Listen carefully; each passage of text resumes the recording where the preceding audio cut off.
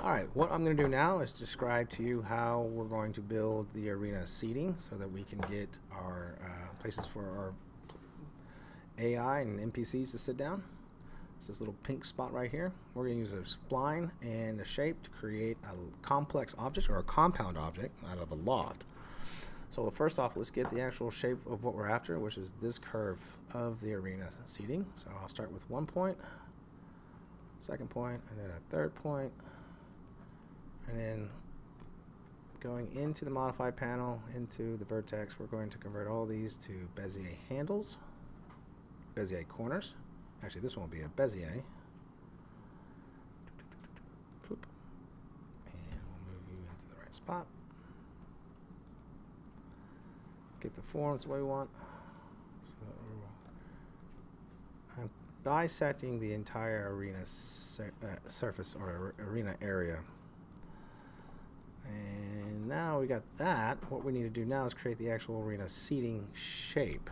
We don't need that. So let's hide our object, keep it clean. Right, so what we're going to do here is we're going to use a rectangle shape. And we'll just go ahead and build it a certain size. What I want to do now is divide this segment and this segment up into 5 different parts.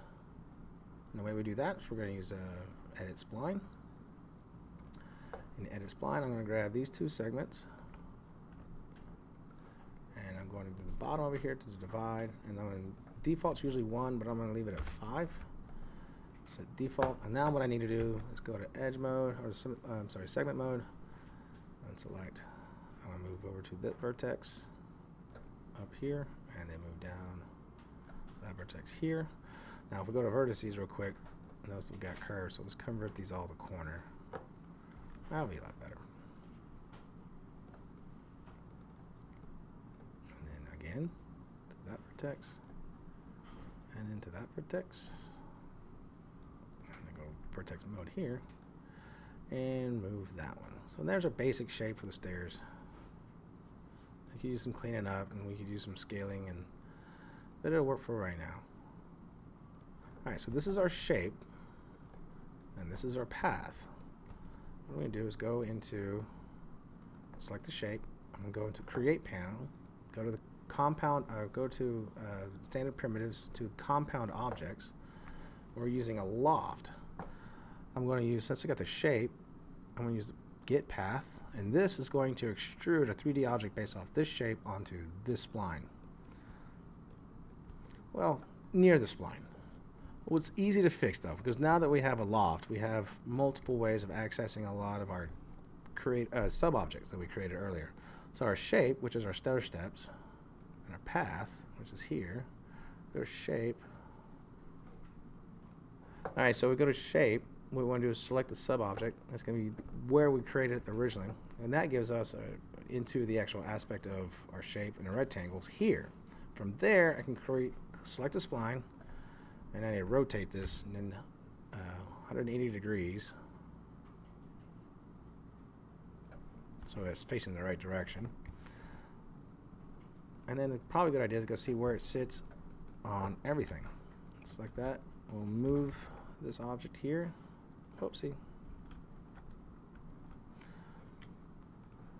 Alright, fix that and go right over here. So it's a little off, but we can work on that. If I go into loft, I can either affect the path,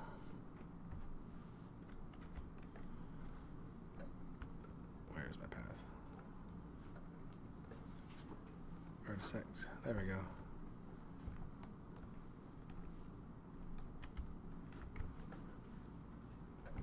Hit the shape to fit. Now the path is being used as an instance, so if the original path is here, go to vertex, I can change the shape here. It's affecting it here. So it's the same thing going to happen with the actual shape, is that it actually has the shape and it uses an instance of the actual original. There it is. You go to the spline, I can work on those particular vertices I need to. Alright, so let's go out of sub-object mode, move this up here. And that is basically where our arena sits. It's a little big. We could probably scale that down and position it.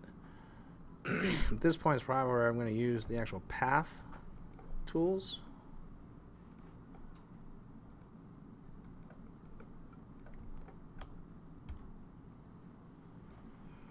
And get it just a little bit better detail in there.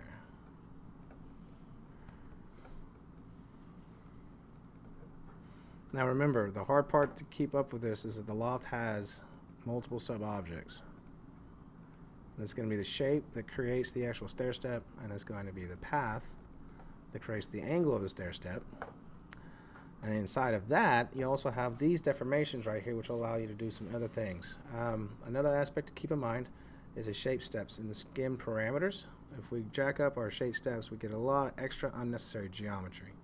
So keep control of that. We do want those segments to be strong so that we have good curve, and our curves match our walls.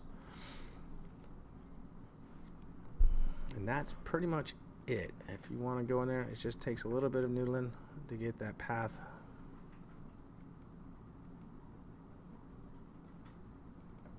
All right.